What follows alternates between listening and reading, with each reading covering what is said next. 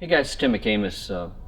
We get asked this question all the time, and we sell a lot of chassis kits and welded chassis and complete cars. And one of the very first questions that we have to discuss is, do I need a single frame rail chassis or a double frame rail chassis, and what is the difference? So we just happen to have this chassis. It's a '68 V4 Camaro chassis on the table now, and as you can see, it's a single frame rail, which to us means it doesn't have the top double frame rail. It's just got these supports that run down here to the foot box area from the four-link. So we would consider this a single frame rail.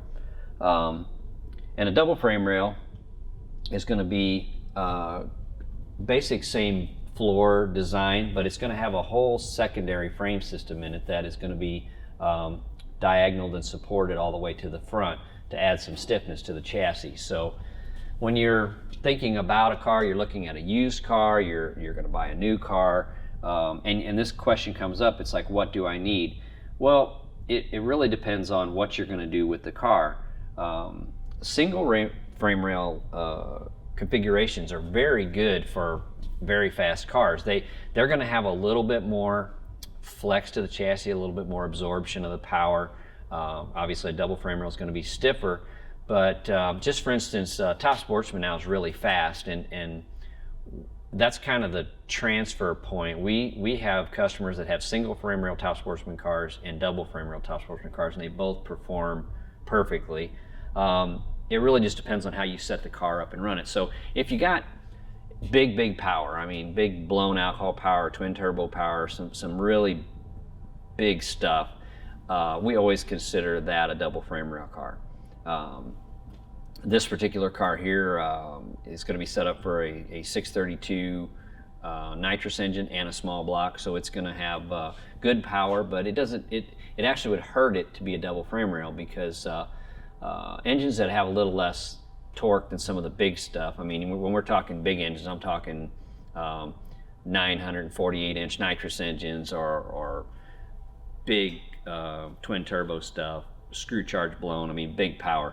This stuff here has got decent power, but double frame rail would actually hurt this car, won't make it work as well. It actually wants that little bit of cushion in the chassis, or a little bit of give there.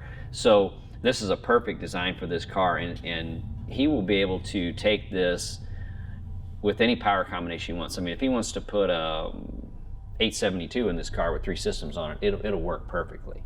So when you're looking at a new purchase, or just buying a chassis kit and you're going to do it yourself, think about where the end of the road is for like what you're going to do with the car eventually. So you may start out with a smaller engine combination and work your way up, and maybe you want to start with a double frame rail car, but if you want the car to work optimum and you're going to say, let's say, going to stay in Top Sportsman and have a 706 or a 728 or some kind of a really nice engine combination for Top Sportsman, a single frame rail chassis is a perfect combination for that. And it's forgiving on a variety of racetracks, which is very handy, because you're going to be running all over the place. It's not necessarily going to be national event prep track. It might have some bumps in it. It might have bite on the starting line and then be bald at 60 feet. So those kind of variance in conditions, a single frame rail car does very well with that. So just think about it like this. If you're in the market for a used car and it's a double frame rail car, and you're going to put a small engine in it, 582, 632, something like that doesn't have big power and big torque, it's not going to work as well. So match up the end result of where you want to go with the car to the chassis you get. So don't buy too stiff of a car, because it'll just give you a bunch of headaches. And also don't look for a single frame rail car if you're going to put a screw supercharged alcohol engine in it. That's not a good combination for that. So with that said, you know, the single frame rail car has these supports in it, but when it has the double frame rail, it's going to have a continuous frame rail system that runs from the four-link area all the way to the mid plate, and then all the way up to the front of the car and tie into the strut tubes. And along the way, our philosophy is we like to tie the four-link bracket in this part of the car in here, which is going to take a lot of abuse. We want to tie that in, and we want to keep the that frame rail pretty straight. Is keep as many bends out of as you can so that it actually does the job it's supposed to do and support that and bridge that lower frame rail. On the passenger side, for us, it's always different than the driver's side of the car, because we'll have to offset it for the driver's seat and then curve it back around and bend it and line it back up with the mid plate. So we will hit the passenger side at the 4-link bracket, but we'll offset that in from the 4-link, and then we'll gusset that back after we get that top frame rail in there. And then with that double frame rail, you're going to see a series of uprights that go down from the top frame rail to the bottom frame rail, and then diagonals that go in between that. And what that does, it creates that bridging grid effect that will stiffen that lower frame rail and actually help the car that's got big power. And then when it comes to the mid plate, all that is tied together. So it'll come up here, it'll hit the mid plate. The mid plate will be fastened into the double frame rail and fastened into this tube here. And then that double frame will come up and hit the motor plate mounting tube, and then all the way up into the strut tube.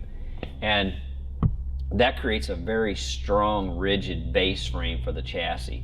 So again, there's very subtle differences between the two. The base car is the same, but that addition of that double frame rail is it's not mandatory, it's really required if you're going to have big power. But consider that a single frame rail design will do a very good job with the right engine combination.